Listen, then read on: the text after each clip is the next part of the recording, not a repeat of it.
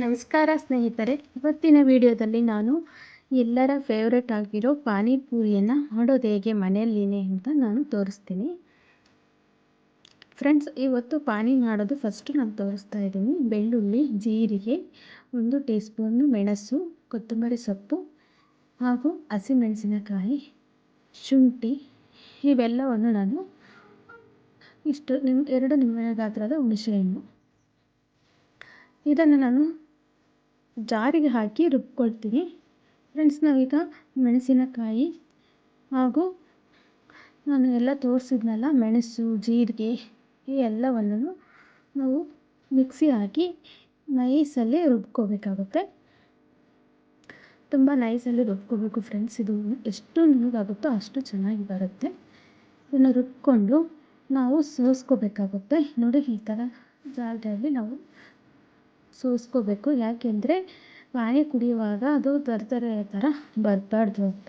ಮೆಣಸು ಎಲ್ಲ ತುಂಬ ನುಣ್ಣಗಾಗಿರೋದಿಲ್ಲ, ಬೆಳ್ಳುಳ್ಳಿ ಇದೆಲ್ಲ ನುಣ್ಣಗೆ ಬರೋದಿಲ್ಲ. ಹಾಗಾಗಿ ನಾನು ಇದಕ್ಕೆ ಚೆನ್ನಾಗಿ ಸೋಸ್ಕೊಳ್ತಾ ಇದ್ದೀನಿ. ನಾನು ತುಂಬ ಸರಿ ನೀರು ಹಾಕಿ ಸೋಸ್ಕೊಳ್ತೀನಿ. ಸೊ ಇದು ಸ್ವಲ್ಪ 2ರಿಂದ 3 ಸತಿ ಸೋಸ್ಕೊಂಡ್ರೆ ನೈಸ್ ಬರುತ್ತೆ. ಕೆಲವೊಬ್ಬರು ಸೋಸೋದಿಲ್ಲ, ಹಾಗೆ ಕೂಡ ಹಾಕ್ಕೋಬೋದು. ತುಂಬ ನೈಸಾಗಿ ರುಬ್ಕೊಂಡ್ರೆ ಹಾಗೆ ಕೂಡ ಹಾಕ್ಕೋಬೋದು. ಈಗ ನಿಮ್ಮಲ್ಲಿ ಈ ಥರ ಸೋಸೋದಿಲ್ಲ ಅಂದರೆ ಬಟ್ಟೆಯಲ್ಲಿ ಕೂಡ ಸೋಸ್ಕೋಬೋದು. ನೋಡಿ, ನಾನು ಈ ಥರ ತುಂಬ ನೀರು ಹಾಕ್ಕೊಳ್ತಾ ಇದ್ದೀನಿ. ಮತ್ತು ಹುಣಸೆಹಣ್ಣಿನ ಹುಳಿ ಕೂಡ ಹಾಕ್ಕೊಳ್ತಾ ಇದ್ದೀನಿ. ಹುಣಸೆಹಣ್ಣು ನೆನೆ ಇಟ್ಕೊಂಡು ಚೆನ್ನಾಗಿ ಹುಳಿ ಮಾಡಿ ಹಾಕ್ಕೊಂಡಿದ್ದೆ. ತುಂಬ ಟೇಸ್ಟಿಯಾಗಿರುತ್ತೆ. ಪಾನಿ ರೆಡಿಯಾಗಿದೆ ಫ್ರೆಂಡ್ಸ್. ಇಷ್ಟೇ, ಪಾನಿ ಮಾಡೋದು ತುಂಬ ಈಸಿ. ನಾನು ತೋರಿಸಿದ್ನಲ್ಲ ಅಷ್ಟು ಐಟಮ್ ಹಾಕಿ ನಾವು ಮಾಡಬೇಕಾಗುತ್ತೆ. ಎಲ್ಲದೂ ಕರೆಕ್ಟಾಗಿ ಕನ್ಸಿಸ್ಟೆಂಟಾಗಿರಬೇಕು. ಇದಕ್ಕೆ ರುಚಿಗೆ ತಕ್ಕಷ್ಟು ಉಪ್ಪು ಹಾಕಬೇಕು.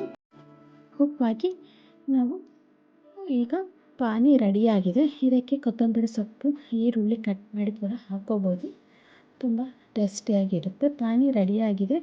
ಇದಾದ ನಂತರ ನಾನು ಈಗ ಪೂರಿನ ರೆಡಿಮೇಡ್ ತಂದಿದ್ದೆ. ಮನೆಯಲ್ಲೇ ಕೂಡ ಮಾಡ್ಕೋಬೋದು, ಆದರೆ ನನಗೆ ಟೈಮ್ ಇರಲಿಲ್ಲ. ನನ್ನ ಮಗಳು ತುಂಬ ಕಾಟ ಕೊಡ್ತಾಳೆ, ಹಾಗಾಗಿ ನನಗೆ ಮಾಡೋಕ್ಕಾಗಲಿಲ್ಲ ಇವತ್ತು. ರೆಡಿಮೇಡ್ದು ನಾನು ಯಾವಾಗಲೂ ಮಾಡ್ತಾಯಿರ್ತೀನಿ ಮನೆಯಲ್ಲಿ.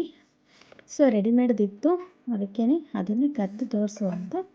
ನೋಡಿ, ಅಂಗಡಿಯಲ್ಲಿ ಪಾಕೆಟ್ ಸಿಗುತ್ತೆ ಇದು, ಇಲ್ಲಾಂದರೆ 1/4 kg ಅರ್ಧ kg ತರ್ಬೋದು.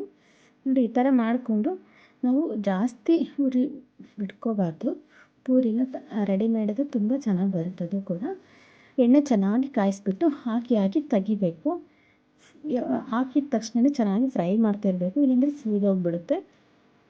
ಇದು ಸ್ವಲ್ಪ ಗಟ್ಟಿ ಇರೋದ್ರಿಂದ ನೀಟಾಗಿ ನಾವು ಹಾಕ್ಕೊಳ್ಬೇಕಾಗುತ್ತೆ. ಈಗ ಪೂರಿ ರೆಡಿ ಇದೆ ನೋಡಿ ಫ್ರೆಂಡ್ಸ್. ಈಗ ನಾವು ಪೂರಿಗೆ ಪಾನಿ ಜೊತೆ ನಮಗೆ ಆಲೂಗೆಡ್ಡೆ ಇದು ಬೇಕಲ್ವಾ, ಸೊ ಅದಕ್ಕೆ ನಾನು ಆಲೂಗೆಡ್ಡೆದು ರೆಡಿ ಮಾಡ್ಕೊಳ್ತಾ ಇದ್ದೀನಿ. ಮಸಾಲ ರೆಡಿ ಮಾಡ್ಕೊಳ್ತಾ ಇದ್ದೀನಿ.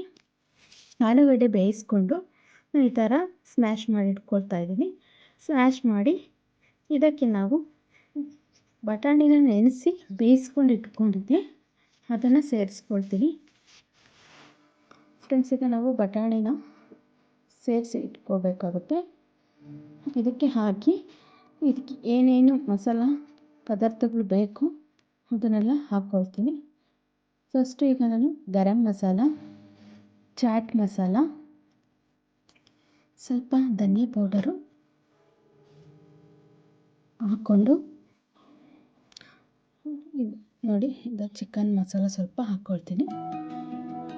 ಹೀಗೆ ಎಲ್ಲ ಥರ ಮಸಾಲಲ್ಲಿ ಸ್ವಲ್ಪ ಸೇರಿಸ್ಕೋಬೇಕು, ತುಂಬ ಮಸಾಲ ಬೇಡ. ರುಚಿಗೆ ತಕ್ಕಷ್ಟು ಉಪ್ಪು ಸೇರಿಸ್ಕೊಳ್ಳೋಣ.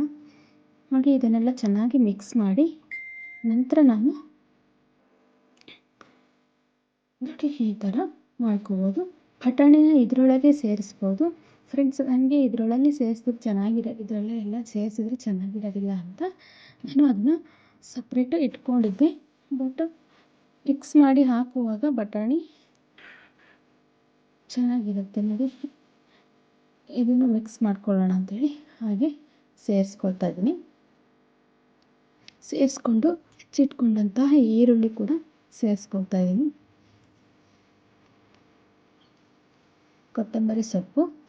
ಸ್ವಲ್ಪ ಕೊತ್ತಂಬರಿ ಸೊಪ್ಪು ಹಾಕ್ಕೋಬೇಕು.